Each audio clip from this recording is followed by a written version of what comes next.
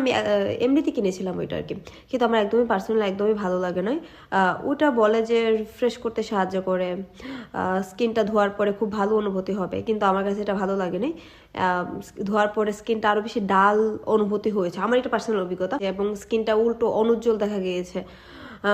এবং সবচেয়ে বড় যে সমস্যাটা ফেস করেছি, এখানে ভয়ঙ্কর রকমের ফ্রেগ্রেন্স রয়েছে, যাতে সেন্সিটিভ স্কিন এবং হচ্ছে অ্যাকনি প্রন স্কিন তারা একদমই এটাই ব্যবহার করবে না, কারণ ভয়াবহ রকমের মানে ফ্রেগ্রেন্স ব্যবহার করেছে, যেটা আমার কাছে একদম ভালো লাগে না। একটা ফেস ওয়াশে এত তীব্র স্মেল থাকবে কেন?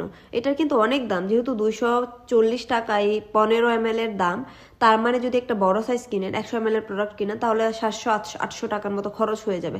তো এরকম একটা ফেস ওয়াশ যেটা 700-800 টাকা, তো এরকম দামে মার্কেটে অনেক ভালো ভালো ফেস ওয়াশ রয়েছে, তাহলে আমরা এটা কেন কিনবো? যে এরকম একটা ফেস ওয়াশ যেটা ক্লেম করতেছে যা, কিন্তু আসলে কোনো কাজ করে না।